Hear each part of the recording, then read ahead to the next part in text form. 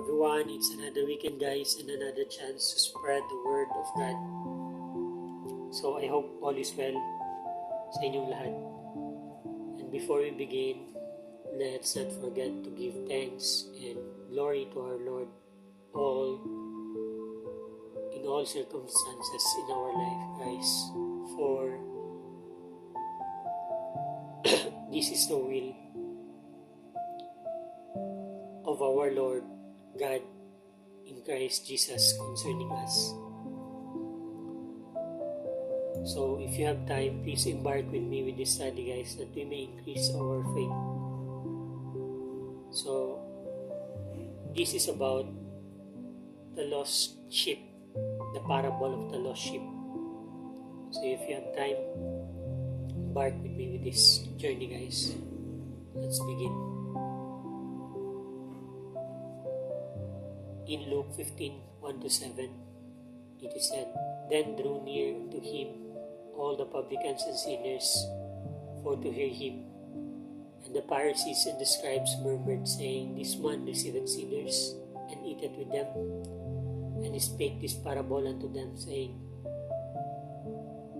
si Jesus Christ na to, What man of you, having 100 sheep, if he lose one of them, doth not leave the 99 in the wilderness, and go after that which is lost, until he find it?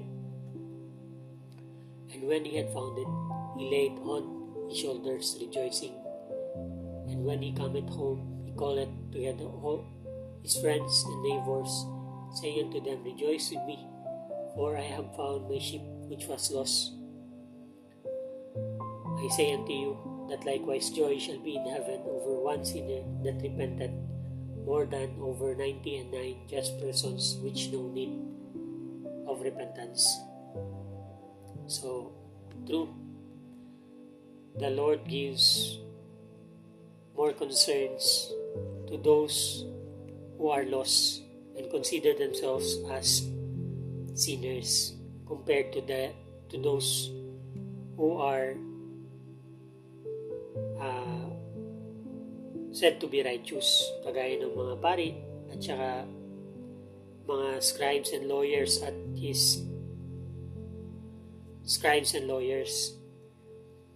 which is no need of repentance. So those who are lost and forsake their sins, guys, and repented from their old and wicked ways, the Lord rejoice for those people. So the Lord will look for you if you have that heart. Kung magsisisi ka in your life, in your heart, na sa lahat ng mga ginawa mong kasalanan, and you will start to seek the Lord, He will come and lay it us on His shoulder, and us, like in heaven, guys, the angels rejoice with our Lord to see one sinner that repented over 99 just person which no need of repentance. So, yan ang kahalagahan ng pagsisisi. Kaya kung makasalanan ka, tapos totoo sa sarili mo na nagsisisi ka na sa iyong mga nagawang kasalanan, genuinely in your heart, the Lord will come and look for you and with a joyful heart and receive you, and not to scorn you or to punish you. So this is the situation of all the genuine believers. They have all repented from their all wicked sin, for as the scripture said, that for all have sinned and come short of the glory of God. So lahat nakagawa ng kasalanan and come short of the glory of God. We cannot compare ourselves to others kung gaano kalaki at kaliit yung mga kasalanan natin. We all fall short. So yun ang sabi ng scripture. So hindi mo pwedeng ipagyabang na mas marami kang ginawang mabuti kaysa sa kanya or kaysa sa iba. We are all the same. And God gave His life for every one in this world, for every people in this world, that whosoever will seek Him might find life. So in John 10:10 to 16, it is said also, "The thief cometh not but for to steal, and to kill, and to destroy. I am come that they might have life, and that they might have it more abundantly. I am the good shepherd. The good shepherd giveth his life for the sheep. But he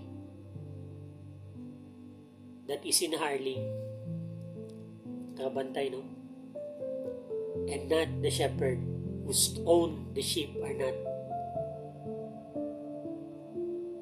seeth the wolf coming, and leaveth the sheep, and fleeth, and the wolf catcheth them, and scattereth the sheep. The hireling fleeth, because he is an hireling, and careth not for the sheep." So, totoo, yung mga hinar mo lang na tagabantay, pag nagkaroon ng emergency or sakuna na magiging peril yung sheep tayo, they will flee.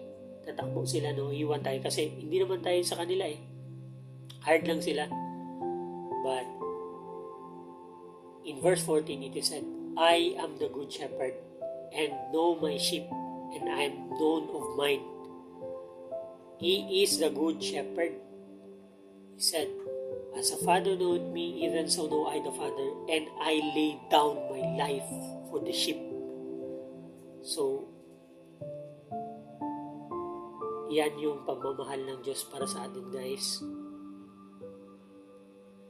Talagang He is willing to lay down His life for us. Hindi tayo pababayaan. Kagaya ng iba. Kapag nagkaroon ng krisis, unahin na muna nila yung buhay nila kaysa sa mga tupa nila sa congregation nila. "And other sheep I have, which are not of this fold." So yung fold is yung herd, no?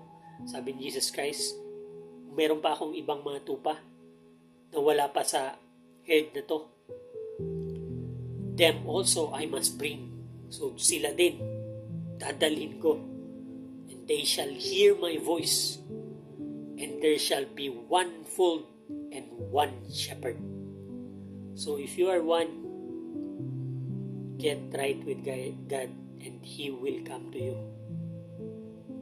And no one can stop our Lord. Kahit sinong demonyo pa yan na nasa bakuran nyo, nasa lugar nyo, the Lord is going to get you to be with Him in His kingdom. Luke 18:10-14. "Two men went up into the temple to pray, the one a Pharisee, and the other a publican." So, yun nga, a tax collector. The Pharisee stood and prayed thus with himself, "God, I thank Thee that I am not as other men are, extortioners, unjust, adulterers, or even as this publican." So yung publican, yung BIR, tax collector. "I fast twice a week," sabi ng pari. Nagte-thank you siya na hindi ako kagaya to sa mga I thank God. Sabi niya, I thank God. God, I thank Thee that I am not like other men, extortioners, so unjust, adulterers, or as this publican. So I fast twice a week. In the week, I give tithes of all that I possess. And the publican, standing afar off, would not lift up much as his eyes unto heaven, but smote upon his breast. So nagaganon siya, no? Saying, God, be merciful to me, a sinner. I tell you, this man went down to his house justified rather than the other. For everyone that exalted himself shall be abased, and he that humbleth himself shall be exalted. So, nakita niyo yung pattern? Those who are proud will be abased, and those who are humble shall be exalted.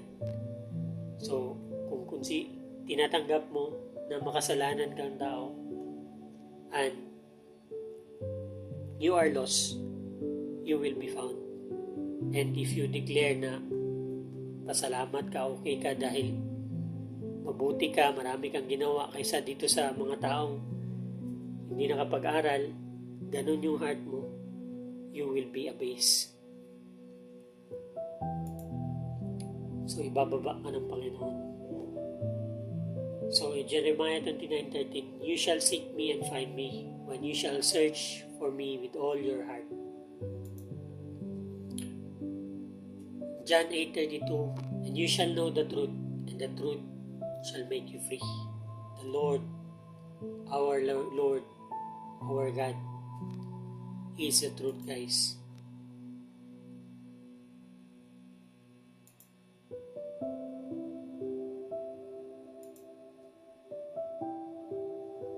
So, in John 3:17, for God sent not his Son into the world to condemn the world, but that the world through him might be saved.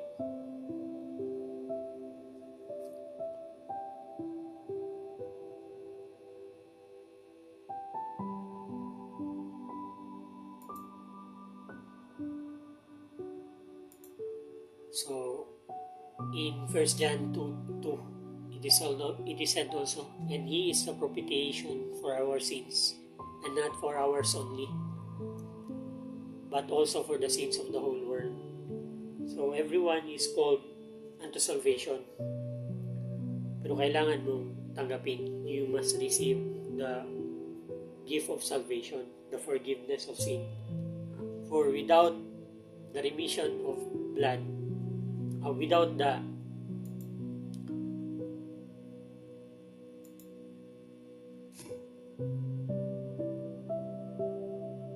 the shedding of blood, there is no remissions of sin. So, Jesus Christ is the Lamb, ang perfect Lamb,